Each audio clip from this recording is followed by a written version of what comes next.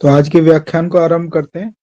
जैसा कि पिछले धन संपदा कितना कैसे, उस व्याख्यान में कई लोगों के प्रश्न सीधे रूप से और कुछ लोगों के प्रश्न YouTube के माध्यम से आए थे, तो उसी को और विस्तृत और वृहद रूप देने के लिए आज फिर आगे उसको आरंभ करते हैं।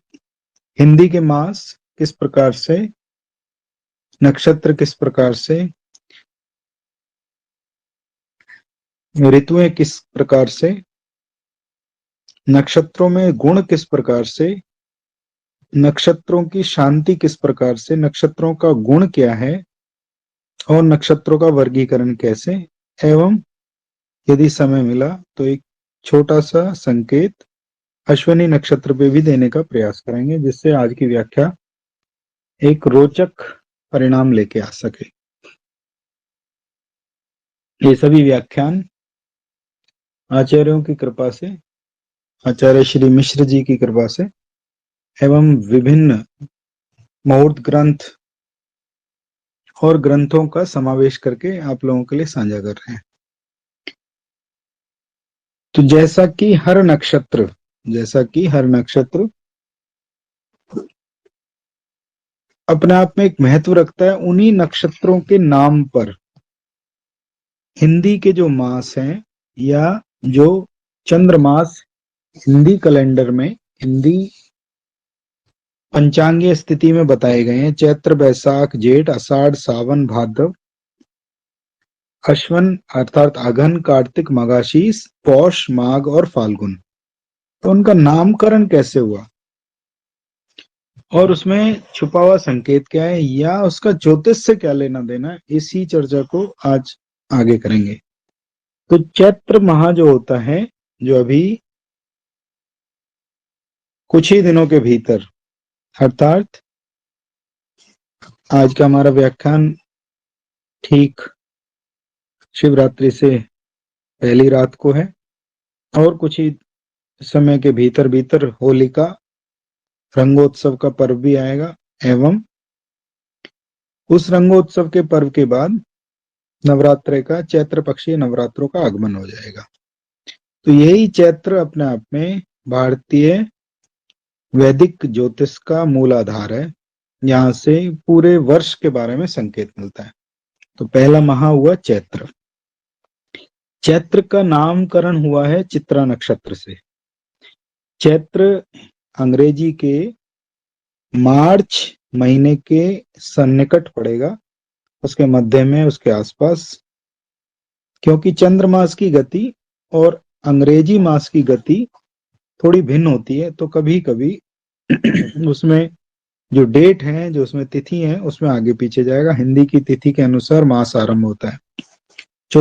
तो चैत्र पक्ष शुक्ल प्रतिपदा, चैत्र शुक्ल प्रतिपदा से भारतीय नया संवत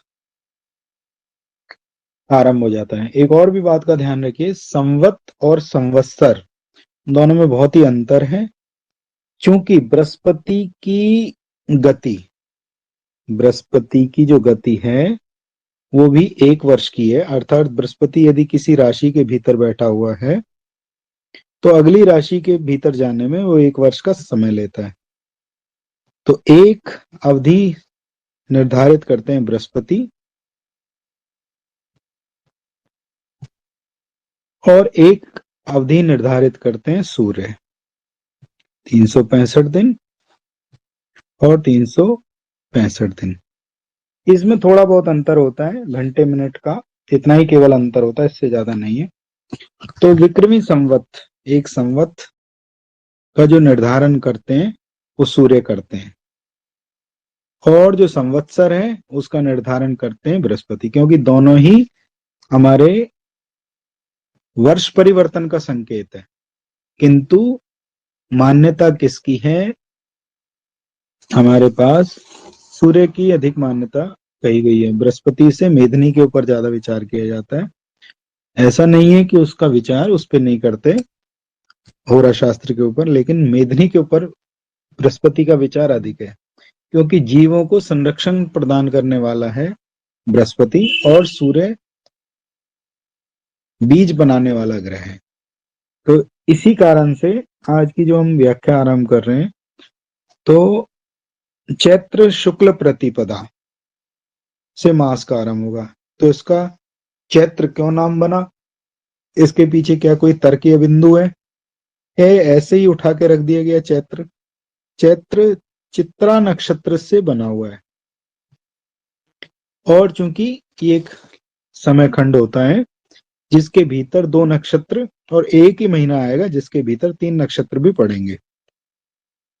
तो चैत्र महीने के भीतर 2 नक्षत्रों का समावेश है, चित्रा स्वाति। तो चित्रा भी इसी के भीतर है और स्वाति भी इसी के भीतर है। और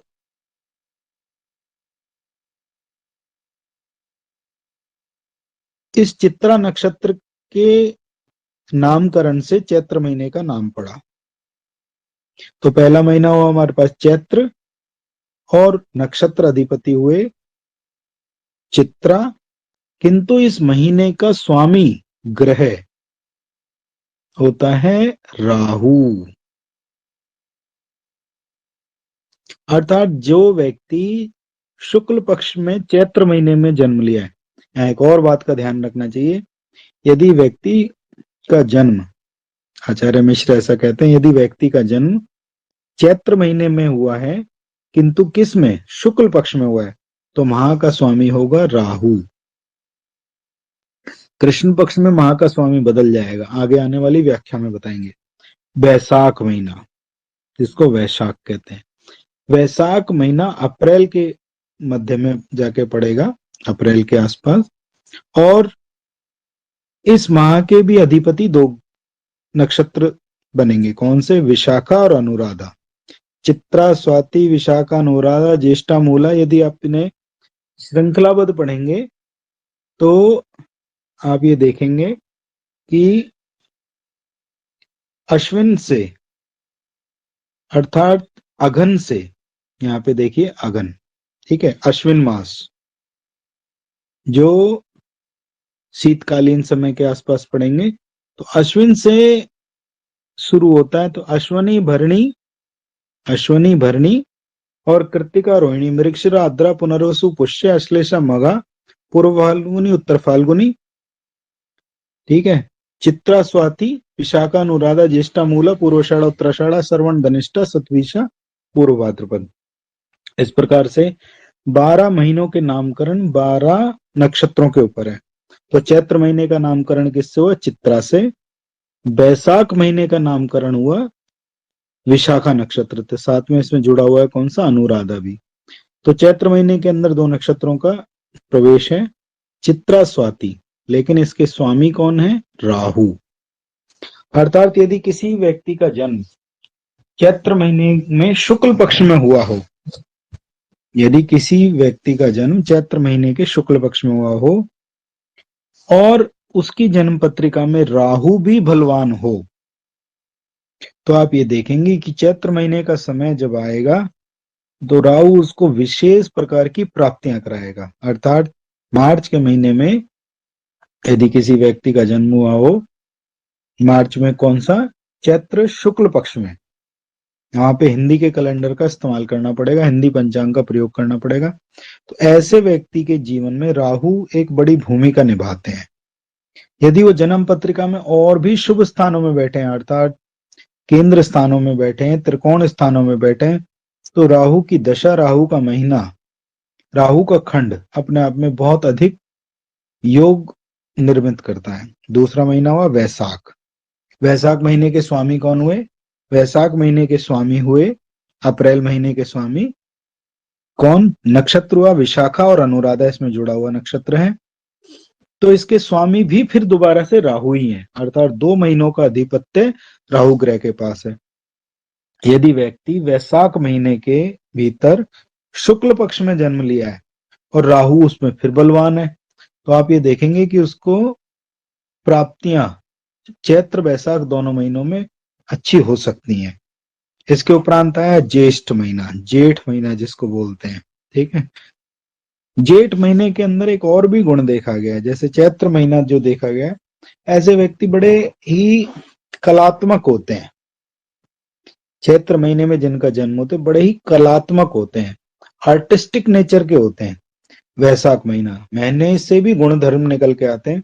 वैशाख महीना अपने आप को बहुत अधिक बढ़ने नहीं देता, तो ऐसे व्यक्ति एकांत में या थोड़ा अकेले रहना अधिक पसंद करते हैं और अपनी ब्रांचेस को अर्थात अपनी शाखाओं को थोड़ा कम विस्तार में लेके आते हैं।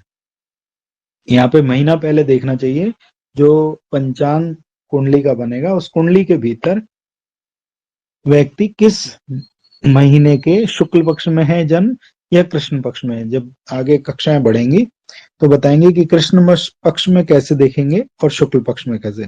यहाँ केवल इतना ध्यान रखिए, यदि व्यक्ति का जन्म चैत्र महीने के शुक्ल पक्ष में हुआ है तो महीने का स्वामी होगा राहु। व्यक्ति का जन्म वैशाख महीने में हुआ है शुक्ल पक्ष में तो महीने का स्वामी हुआ राहु। और जन्म पत्रिका में राहु यदि अच्छी उत्तम स्थिति में विराजित हो तो लाभ प्राप्तियां बहुत हो सकती हैं। जेठ महीना, वैशाख महीने में कम शाखाएं, अर्थात वैसा व्यक्ति अपने बारे में बहुत अधिक लोगों से मिलना मिलाना पसंद नहीं करेगा और अपना बहुत ज्यादा विस्तार नहीं चाहेगा। जेठ महीना क्या कहलाता है कि जेठ महीने में मई में के आसपास पड़ेगा और इसी के साथ साथ इसमें मूल नक्षत्र भी जुड़ा हुआ है। तो दो नक्षत्र कौन से, जेठ ज्येष्ठा और मूला। तो जेठ महीने में इनके भीतर बड़प्पन की चाहत बहुत रहती है, अपने आप को बड़ा समझने का प्रभाव इनके अंदर रहता है। मैं सब कुछ हूँ, मैं कुछ अलग हूँ जीवन में, ऐसा इनके साथ में योग देखे गए हैं। और साथ ही साथ ज्येष्ठा न बहुमित्रो, ऐसा आचार्य मिश्र कहते हैं, अर्थात जो जेठ महीने के लोग होते हैं वो अपने मित्र बहुत अधिक नहीं बनाते हैं। तो जो व्यक्ति ज्येष्ठ महीने के भीतर जब शुक्ल पक्ष में जन्म हुआ हो तो ऐसा व्यक्ति घर में बड़ा होता है, बड़ा ना होके भी बड़ा बनने की कोशिश करता है, प्रयास करता है और बहुत ही अपने आप को उच्च स्तर का व्यक्ति महसूस करता है। इस माह के स्वामी होते हैं मंगल, और मंगल यदि जन्म पत्रिका में बली हो तो इस माह से संबंधित लाभ भरपूर मिलेंगे। अब यदि हम ध्यान से देखें तो जेठ महीना मई का महीना है और इसमें दोपहर अर्थात ग्रीष्म भी अधिक होती है। तो आप ये देखिए, जिसके भीतर तपिश है या जिस व्यक्ति का जन्म बहुत ही ज्यादा गर्मी के भीतर उत्पन्न हुआ है तो बड़ी स्वाभाविक सी बातचीत है कि ऐसे व्यक्ति का टेम्परामेंट, स्वभाव बहुत ही ऊंचा रहेगा। तो ज्येष्ठा न बहुमित्रो बिल्कुल ठीक कहा है इसके पीछे। आषाढ़, शास्त्र क्या कहता है, आषाढ़ का क्या अर्थ है, हाई टेम्परामेंट। जैसे जेठ में था वैसे ही आषाढ़ में है, अपितु आषाढ़ में उससे अधिक बढ़ जाता है। ऐसा स्वभाव, ऐसा आचार व्यवहार जिसको झेला ना जा सके उसको आषाढ़ कहते हैं। ये हाथी के दो आगे के जो दांत है उनके बारे में विचार करता है आषाढ़। और इसमें नक्षत्र उदित होते हैं कौन से, पूर्वाषाढ़ और उत्तराषाढ़। तो जून महीने के भीतर जिस व्यक्ति का जन्म होगा तो ऐसे, पहली बात, आषाढ़ का नाम क्यों पड़ा, आषाढ़ का नामकरण हुआ पूर्वाषाढ़ नक्षत्र के कारण से। और आषाढ़ महीने के स्वामी कौन हुए, सूर्य। यदि व्यक्ति का जन्म आषाढ़ महीने में हुआ है अर्थात जून के आसपास और शुक्ल पक्ष आषाढ़ में हुआ है तो स्वामी बनेंगे सूर्य। और सूर्य यदि जन्म पत्रिका के भीतर बली है तो सूर्य से संबंधित सभी प्रकार की प्राप्तियां, गुण दुर्गुण दोनों ही व्यक्ति को जीवन में प्राप्त होंगे अच्छे भी होंगे और खराब भी होंगे। दुर्गुण क्यों कहा हमने इसे, कि कभी कभी अधिक तपिश, अधिक गर्मी या बहुत ही ऊंचे स्तर का अहम कभी कभी व्यक्ति के पतन का कारण बनता है। इसीलिए व्यक्ति का जन्म जिसमें आषाढ़ महीने में हुआ हो, जून में आषाढ़ शुक्ल पक्ष में, तो स्वामी बनेंगे सूर्य। और सूर्य की जन्म पत्रिका में क्या भूमिका है उससे देखने को प्राप्ति होंगी। श्रावण महीना, हाँ, जो आषाढ़ है वो हाथी के दांतों के बारे में बताया गया है, हाथी के चिंगाड़ते हुए हाथी के दांत। इसके उपरांत आया पांचवा महीना, पंचम माह, श्रावण। श्रावण महीना जुलाई का महीना है। ऐसा एक ग्रंथ में लिखा कि जैसे ही चैत्र महीने में अर्थात चैत्र माह के भीतर जब सूर्य किस राशि में होते हैं, उस राशि से धीरे धीरे जब वो आगे बढ़ना शुरू करते हैं, तो एक इस बात का हमेशा ध्यान रखिएगा कि मई और जून के आसपास वो मेष राशि में होंगे।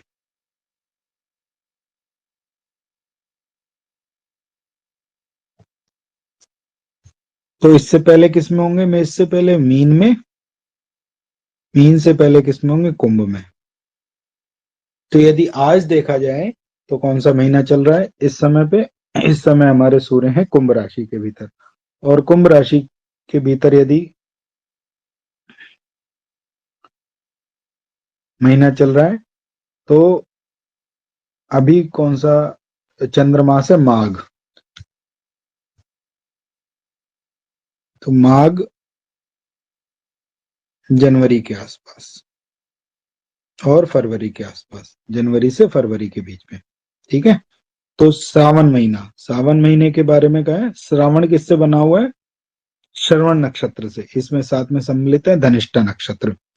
तो श्रावण महीने का नामकरण हुआ श्रवण नामक नक्षत्र से, और साथ में सम्मिलित है इसमें धनिष्ठा, और इसके मास के अधिपति हैं शुक्र। अर्थात जिस व्यक्ति का जन्म श्रावण महीने के शुक्ल पक्ष में हुआ हो, तो ऐसे व्यक्ति के महाधिपति बनेंगे शुक्र। और शुक्र यदि जन्म पत्रिका में बली हो, शुभ स्थानों में बैठे हुए हों, केंद्र त्रिकोण में, तो उसके प्रभाव बहुत जीवन में अच्छे देखने को मिलेंगे। और जब भी सावन का महीना आएगा तो व्यक्ति को प्राप्तियां अच्छी मिलेंगी। इसके उपरांत आया भाद्रपद महीना। भाद्रपद महीने के स्वामी कौन बनते हैं? दो ग्रह इसके अंदर दो नक्षत्र इसमें सम्मिलित हैं, सतबीसा और पूर्व भाद्रपद। तो पूर्व भाद्रपद, उत्तर भाद्रपद, 2 महीने हैं। तो भाद्रपद से भादो महीना बना। ये ऋषियों ने कैसे निर्धारित किया? देखिए, हर माह के एक नक्षत्राधिपति स्वामी है, और इसके ग्रह स्वामी बने चंद्रमा। यदि व्यक्ति का जन्म भाद्रपद महीने के शुक्ल पक्ष में हुआ हो, तो चंद्रमा की स्थिति उसकी जन्म पत्रिका में देखनी चाहिए। इसके उपरांत आया अश्विन महीना, जिसको अगन महीना भी कहा जाता है, और महीना रहेगा सितंबर का। इसमें 3 नक्षत्रों का समावेश है, रेवती, अश्वनी और भरणी, और स्वामी बनेंगे बुध। तो अश्विन का जो संबंध है वो बनता है अश्वनी नक्षत्र से, किंतु इसी महीने के भीतर, क्योंकि हमारे पास नक्षत्र 27 है, महीने हमारे पास 12 हैं, और इन्हीं महीनों के भीतर उनका समावेश छोटा और बड़ा करके ऋषियों ने किया हुआ है। तो अश्विन महीने के स्वामी बने अश्वनी नक्षत्र, और सितंबर के आसपास ये जाके पड़ेगा, और इसके स्वामी ग्रह बनेंगे बुध। अर्थात जिस व्यक्ति का जन्म अश्विन महीने के शुक्ल पक्ष में हुआ हो, तो बुध इसमें कृष्ण पक्ष में घटा के किया जाता है। मैं अगली कक्षा में आप लोगों के साथ साझा करेंगे। अभी शुक्ल पक्ष के जन्मों के बारे में मैं बता रहा हूं, उसमें 1 महीना पहले कर लिया जाता है, तो व्याख्या अधूरी रह जाएगी।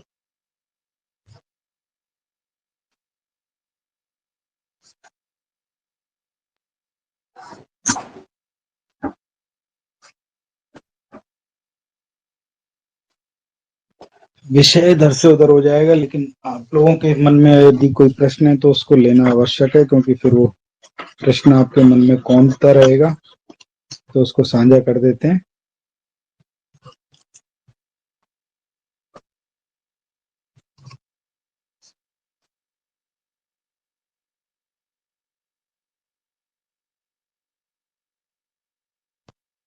तो चैत्र के हमने बताए थे राहु, वैशाख के हमने बताए थे राहु, जेठ के बताए थे हमने मंगल। ये सब शुक्ल पक्ष के महीने के जन्म के बारे में कहा गया है। लेकिन कृष्ण पक्ष का जन्म हो तो उससे जो पिछला शुक्ल पक्ष है उस माह के ग्रह को अपना ग्रह मानना चाहिए। अर्थात यदि किसी व्यक्ति का जन्म जेठ महीने के भीतर कृष्ण पक्ष में हो, यानी उसका जो जन्म है जेठ महीने हिंदी माह के भीतर कृष्ण पक्ष का जन्म हो, तो माह के स्वामी 1 महीना पीछे जो शुक्ल पक्ष का वो है वो बन जाएगा। अर्थात उसका माह का स्वामी बनेगा राहु, या किसी व्यक्ति का जन्म आषाढ़ महीने के कृष्ण पक्ष में हुआ हो तो 1 महीने का पहले जो स्वामी है अर्थात मंगल, तो मंगल उसके माह के स्वामी में। लेकिन यदि शुक्ल पक्ष में तो माह के स्वामी वही रहेंगे जो बताए गए हैं। सावन महीना, सावन महीने के स्वामी बने शुक्र। यदि किसी व्यक्ति का जन्म सावन के शुक्ल पक्ष में हुआ हो तो स्वामी बनेंगे शुक्र, किंतु यदि उसी व्यक्ति का जन्म सावन महीने के कृष्ण पक्ष में हुआ हो तो उससे पीछे के महीने के स्वामी सूर्य अर्थात वो उसके माह के स्वामी बनेंगे। भाद्रपद महीना अगस्त के आसपास जाके पड़ता है और शतवीसा और पूर्व भाद्रपद इस महीने के भीतर पड़ते हैं। और भाद्रपद नक्षत्र के कारण से इस महीने का नाम भाद्रपद पड़ा। पूर्वा भाद्रपद उत्तर भाद्रपद दोनों ही नक्षत्र हैं। माह के स्वामी हुए चंद्रमा अर्थात जिस व्यक्ति का जन्म शुक्ल पक्ष भाद्रपद महीने में हुआ हो तो चंद्रमा स्वामी होंगे, लेकिन कृष्ण पक्ष भाद्रपद में हुआ हो तो शुक्र उसके स्वामी होंगे और उसी से उसकी स्थिति देखनी है। अश्विन महीना अर्थात अघन महीना, अघन महीना अश्विन महीना अश्विनी नक्षत्र के कारण से इसका बना हुआ सितंबर के आसपास जाके पड़ेगा। माह के स्वामी होंगे बुध, किंतु शुक्ल पक्ष के। यदि कृष्ण पक्ष का जन्म हो तो इससे पिछला महीने के स्वामी बन जाएंगे, जो पीछे से चलता रहा भाद्रपद से पुराने पिछले महीने के। उसके उपरांत कार्तिक महीना, कार्तिक महीना कृतिका नक्षत्र और रोहिणी नक्षत्र दो नक्षत्रों के जोड़ से बना है। तो कार्तिक महीने के भीतर जो कृतिका नक्षत्र है वो इसके कारण से इसका नामकरण हुआ। माह के स्वामी बुध। यदि कृतिका नक्षत्र में व्यक्ति का जन्म हुआ हो कृष्ण पक्ष में तो पूरे पीछे का लेंगे 1 महीने का महापति, तो वो भी बुध है। और यदि उस का जन्म शुक्ल पक्ष में हुआ तो नैसर्गिक रूप से बुद्धि स्वामी बनेंगे। मार्गशीर्ष महीना, मार्गशीर्ष महीना नवंबर के आसपास, कार्तिक और मार्गशीर्ष आसपास ही पड़ेंगे। लेकिन मार्गशीर्ष महीने का नामकरण मृगशिरा नक्षत्र से और महीने के अंदर 2 नक्षत्र विद्यमान में आद्रा और मार्गशीर्ष महीना। मार्गशीर्ष महीना के स्वामी हुए शुक्ल, मार्गशीर्ष के स्वामी हुए गुरु और कृष्ण मार्गशीर्ष के स्वामी हुए बुध। पौष महीना,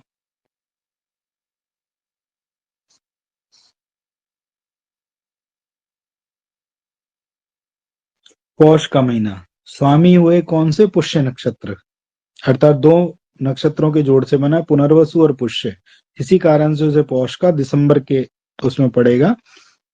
शुक्ल पौष महीने में जन्म हुआ हो तो व्यक्ति के माह के स्वामी बनेंगे गुरु और कृष्ण पक्ष में हुआ हो तो भी गुरु, क्योंकि पिछले महीने के स्वामी भी गुरु हैं। माघ का महीना, माघ के महीने में जन्म जनवरी के आसपास, अश्लेषा और मघा, मघा से माघ महीना बना। माघ महीने के स्वामी हुए शनि।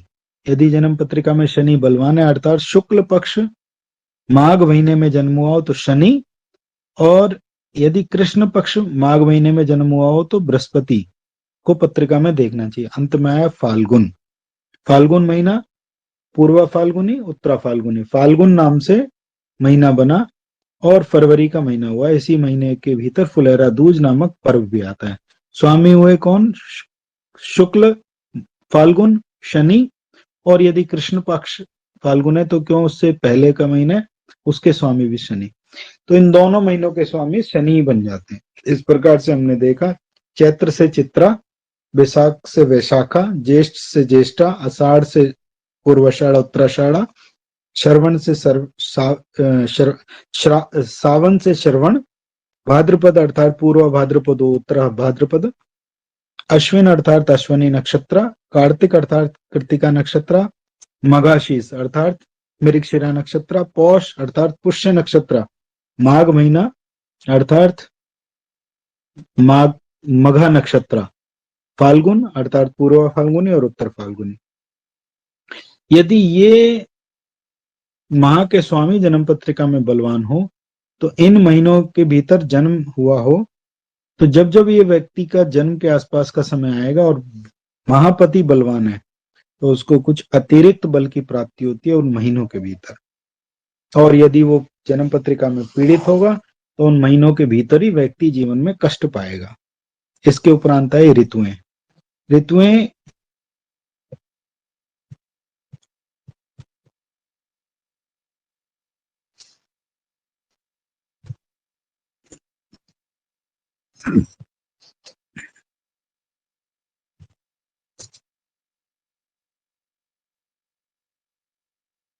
मूलतः ऋतुएं 6 ही हैं।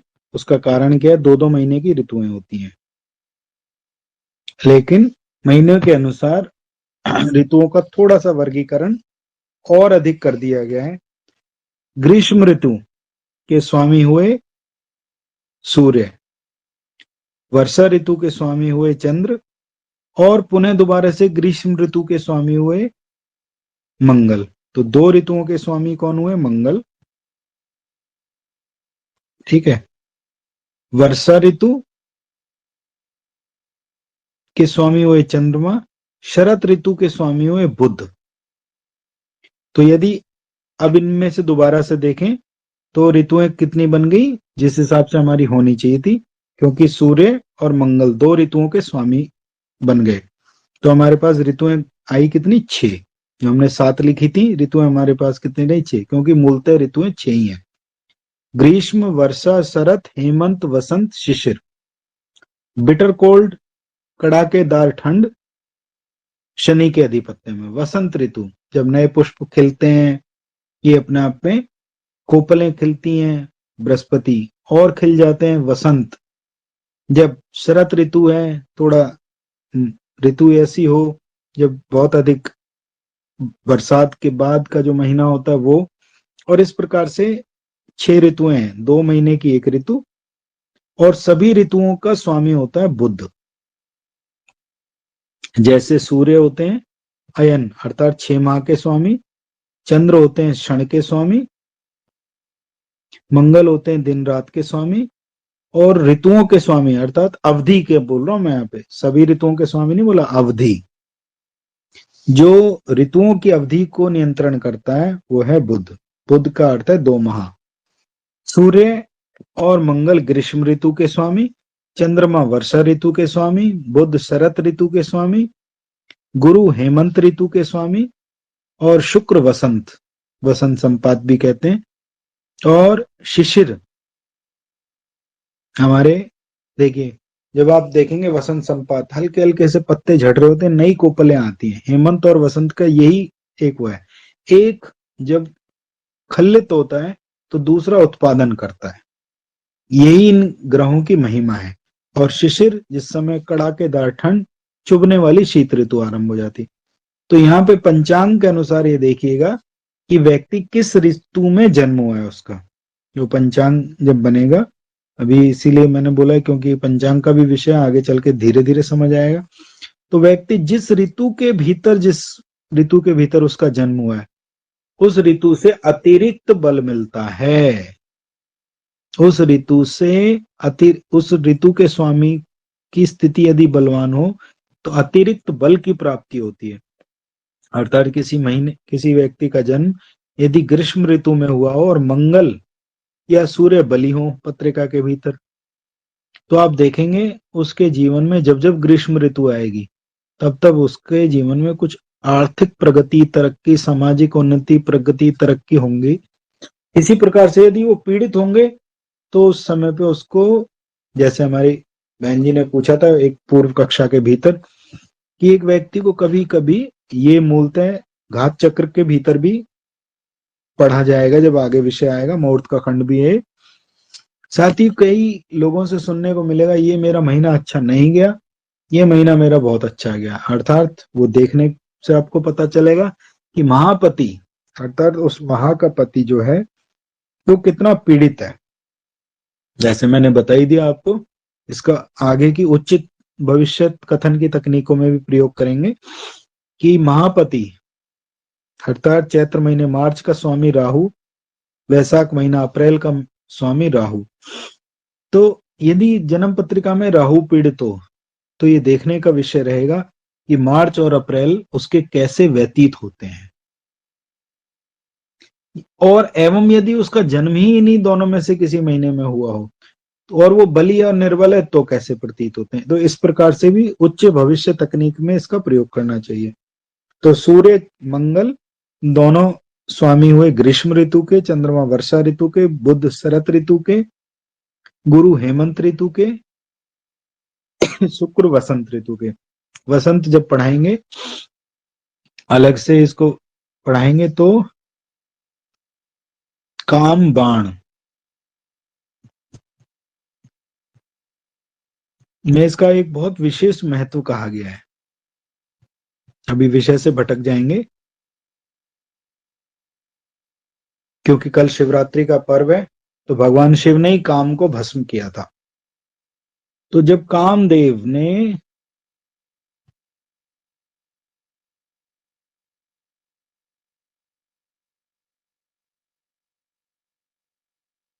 छुप के बाण चलाए थे महादेव के ऊपर, तो उसमें प्रयोग क्या क्या किया, वसंत ऋतु का भी प्रयोग किया था। तो वसंत अपने आप में काम की ऋतु भी है, कामनाओं से भी भर देती है। हेमंत ऋतु नए उत्पादनों को बनाने वाली है, और शिशिर ऋतु स्वाभाविक है, जब शीत अधिक बढ़ेगी तो व्यक्ति थोड़ा सा एकांत में जाएगा और शरीर को ऊर्जा देने का प्रयास करेगा। इसके उपरांत आते हैं नक्षत्रों का गुण। 1 से लेकर 9 नक्षत्र, नक्षत्र 27 भविष्य कथन में,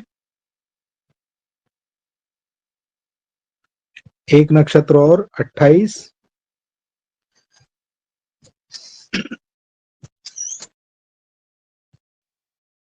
इसलिए कुल नक्षत्र हुए 28। और 28वें नक्षत्र का जब प्रयोग बताएंगे तो आप औचक रह जाएंगे कि आज तक हमने इसका प्रयोग इस प्रकार से क्यों नहीं किया। तो 1 से लेके जिस व्यक्ति का जन्म 9 नक्षत्रों के भीतर हुआ, अर्थात जिस व्यक्ति का जन्म अश्विनी से लेके अश्लेषा तक हुआ है, व्यक्ति के भीतर राजसिक गुण विद्वान होंगे। जो राजशाही तरीका है वो उसके अंदर रहेगा। 10 से लेके 18 तक के नक्षत्रों में जिसका जन्म हुआ, मघा से ज्येष्ठा तक, थोड़ा तामसिक होगा। हर चीज प्राप्ति करने के लिए दिल, दिमाग, मस्तिष्क, क्रियाएं, जान पूरी तरीके से झोंक देगा। 19 से लेके 27वें नक्षत्र में जिस व्यक्ति का जन्म हुआ है, तो इस व्यक्ति को सात्विक नक्षत्रों की श्रेणी में लाया जाएगा। तो ऐसे व्यक्ति को बहुत अधिक चाहिए नहीं, अपना आप ही प्राप्तियां होती रहती है।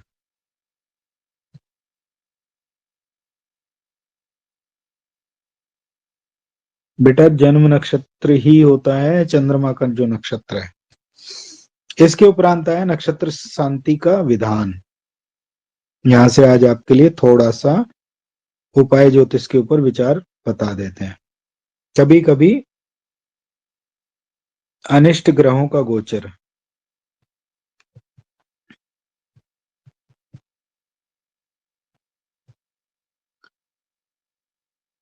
इन 3 नक्षत्रों पे से हो और दशा अंतरदशा भी अच्छी ना हो। पहला सिद्धांत क्या, दशा अंतरदशा अच्छी नहीं होनी चाहिए, व्यक्ति के स्वास्थ्य में अत्यधिक समस्याएं होनी चाहिए, और गोचर में अनिष्ट ग्रह विपत नक्षत्र से, प्रतिहारी नक्षत्र से, वध नक्षत्र से गोचर करें तो स्वास्थ्य समस्याएं और अधिक बढ़ सकती हैं। क्या प्रयोग करना चाहिए, विपत नक्षत्र के ऊपर से गोचर हो या विपत तारा के ऊपर से गोचर हो, तो गुड़, खांड, बूरा, चीनी अर्थात मिष्ठान, मीठा, इसका दान किया जाता है। दूसरा, यदि दशा अंतरदशा प्रत्यंतर दशा क्लिष्ट हो, छठे 8वें 12वें की हो, और अनिष्ट ग्रहों का गोचर प्रत्याहारी तारे या प्रत्याहारी नक्षत्र के ऊपर से जा रहा हो, तो नमक का दान किया जाता है। अंत में आया दशा अंतरदशा प्रत्यंतर दशा खराब ग्रहों की, अनिष्ट ग्रहों की चल रही हो और अनिष्ट ग्रहों का गोचर वद तारा, वद नक्षत्र के ऊपर से जा रहा हो तो तिल, दक्षिणा और पात्र, पात्र का अर्थ होता है बर्तन, इसका दान करने से थोड़ा लाभ प्राप्त हो सकता है। नक्षत्रों का एक और भी वर्गीकरण है, ऊर्ध्वमुखी, अधोमुखी, त्रियामुखी। ऊर्ध्वमुखी नक्षत्र आगे जब पूरा नक्षत्रों को पढ़ाएंगे तो बताएंगे। अधोमुखी नक्षत्र नीचे देखने वाले, क्षमा करें, ऊर्ध्वमुखी ऊपर देखने वाले, सदैव ही आगे बढ़ने वाले, ऊपर देख के चलने वाले। अधोमुखी हर तथ्य के भीतर गहराई में जाने वाले। त्रियामुखी जो थोड़ा सा इधर देखते हैं, थोड़ा नीचे देखते हैं और थोड़ा ऊपर देखते हैं। इसके उपरांत आए नक्षत्रों का एक और भी वर्गीकरण है, अंध, मंद, काण, सुलोचन। नक्षत्रों को 4 श्रेणियों में बांटा और बहुत जल्दी इस श्रृंखला को जैसे हमने बनाएंगे और तुरंत ही इसके बाद लोग इसको कॉपी कट पेस्ट करके आगे डाल भी देंगे। चलिए, अंध, मंद, काण, सुलोचन, भगवान उनको सद्बुद्धि दे, अपना करना चाहिए सब लोगों को। अंध, मंद, काण, सुलोचन हमने भी किसी से सीखा तो हमने आप लोगों के साथ साझा किया है। अंध नक्षत्र, कुछ नक्षत्र होंगे जो अंध नक्षत्र कहलाते हैं, कुछ हैं जो मंद नक्षत्र हैं, कुछ हैं जो काण है और कुछ हैं सुलोचन। कैसे प्रयोग करना चाहिए? पहला तो इनका प्रश्न में प्रयोग होता है, दूसरा इनका प्रयोग होता है दशा में। प्रश्न में कैसे होता है? प्रश्न लग्नेश या चंद्रमा। यदि अंध नक्षत्र में है तो कोई भी वस्तुएं बड़ी मुश्किल से दिखाई देंगी, मंद में है तो दिखेंगी भी और थोड़ी टिमटिमाई सी दिखेंगी। कान में है तो किसी के द्वारा सुना जाएगा, सुलोचन है तो अच्छी आंखों से वस्तु दिख जाएगी। दशा में कैसे प्रयोग करना चाहिए?